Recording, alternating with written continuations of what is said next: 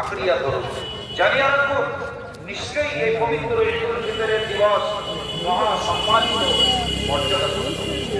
মর্যাদার দিক নিয়ে উহার স্থান বহু ঊর্ধ্বে। এই সমস্ত মুসলমান বিশুদ্ধ অন্তরে রোজা রাখিয়াছে, যে সমস্ত মুসলমান বিশুদ্ধ অন্তরে রোজা রাখিয়াছে, আল্লাহ পাক তাহাদিগকে এই দিনেই পারিশ্রমিক বহু গুণে বৃদ্ধি করিয়া দেন।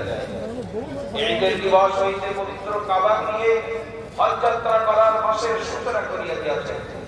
অতএব আপনারা আপনাদের রোজার পূর্ণতা নিমিত্ত আপনাদের প্রতিপালকের হামদ ও তাকবীর গুণ গরিমা পাঠ করুন। যেমন তিনি আদেশ করিয়াছেন, ওই দিবসে বিশুদ্ধ অঞ্চলে বৈধ উপায়ে ধন অর্থ অকাতরে দান করিয়া যান। অতএব আল্লাহ পাক আপনাদের সকলের পক্ষ হইতে আপনাদিগকে ফিতরা আদায় করিতে নির্দেশ দিয়াছেন।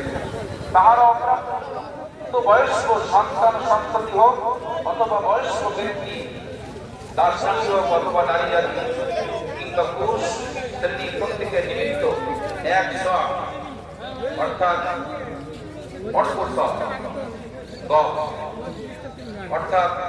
1 কিলো 500 গ্রাম, 574 গ্রাম, 640 মিলিগ্রাম গম বা উহার মূল্য, খোলা বাজারের মূল্য,